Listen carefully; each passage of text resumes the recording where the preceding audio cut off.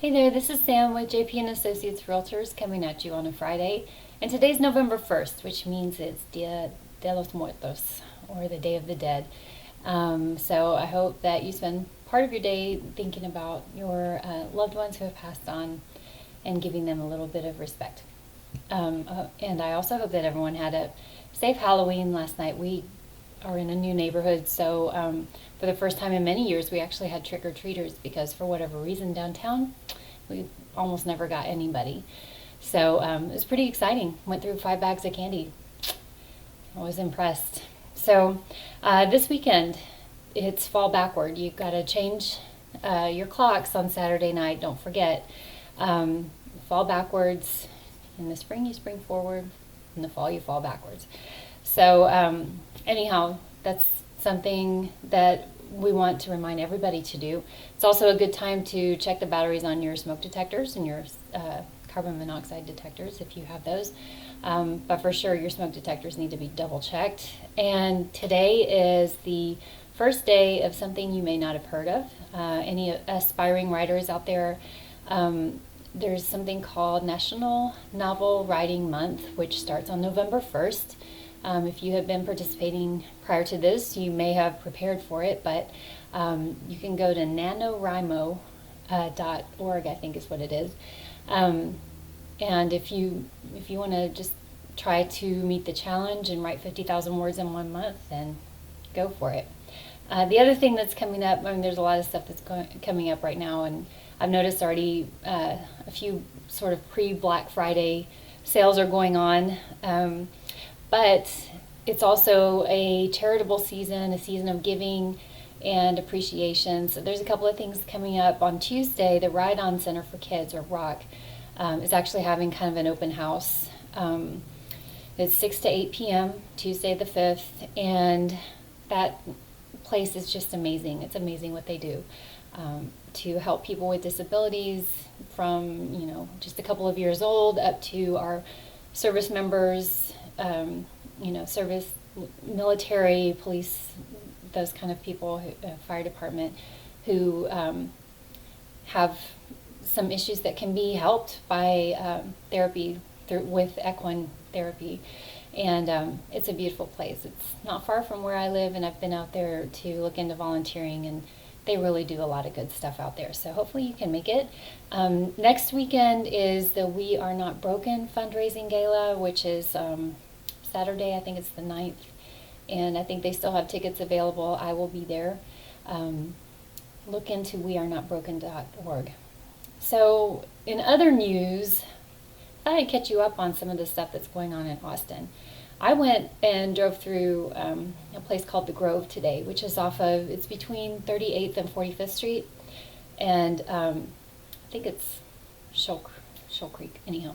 It runs alongside MoPac. It's a massive mixed-use development, which is ever popular, it seems like, in this, in our burgeoning climate, our economic climate. That place is really seriously under development, and it should be very interesting. It's a lot of very modern architecture. It's going to be sort of like townhome type properties, along with, they will have some 1-acre lots with freestanding single-family homes. There's business, retail, under development. There's a lot of green space. So that was interesting to kind of drive through. It's, like I said, it's still under construction, so it's a little rough at the moment. But and then I was looking online this morning, and I saw that Kyle, Texas, their city council is talking about a new development called Uptown, which is another mixed use. They're going to bring in multifamily, retail. It's kind of expanding on some of the major retail development that they've got going on there already. But they're working on getting that under development in the next few years. And then, if you know where IBM is or has been historically, North Burnett Road and MoPac area, right across from the Domain, there are major plans underway over there. Hotels, skyscrapers have begun construction at this point. I think I saw that one was going to be 30 stories or 24, something like that. Anyhow, so that's going to be a second phase, I guess, to that whole revitalization of that space. Should be interesting. And I know there's been so much learned from, by the city of Austin and by other communities about how the domain has developed, and I'm sure they're taking best practices and moving it across the street. The other thing that I thought was interesting is that there is let me see, I'm reading online, 31-story mixed-use tower planned for Central Austin, right across from the Arch homeless shelter. There was an Episcopal church there. They sold the property, and it's going to be under development.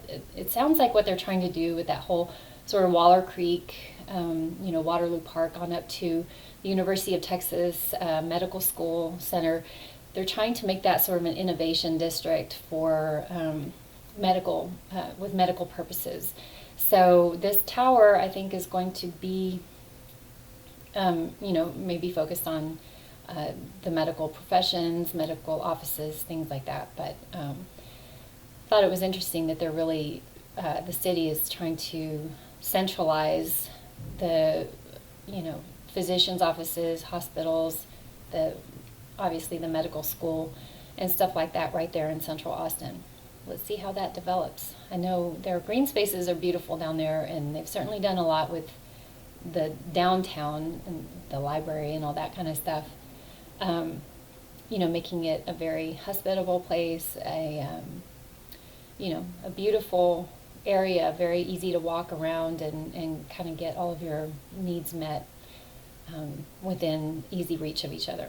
Anyhow, interesting stuff going on in Austin and around Austin. I mean, we know in Georgetown we've got a lot of development. It's a little different than any of that sort of mixed-use development, but a few weeks ago, I can't remember how much I talked about it, but I went to a presentation by the city of Cedar Park on their mixed-use development that they're starting to undertake already, right between Buttercup Creek and Park Street, I think, Park Lane. So it's just maybe a half-mile stretch of 183 that's going to be diverted, and what's existing right now is going to become a brand new public library. There's going to have a huge green space alongside the new library, which goes along a creek that's already been there, but they're just going to clean it up, and they're going to kind of have multifamily business opportunities, offices, retail, stuff like that. So I don't know what's going to happen, but it's interesting to see it all being planned out. Anyhow, hope you have a great weekend. Let me know if you got questions, comments, or anything like that, and we'll just take it from there. Take care.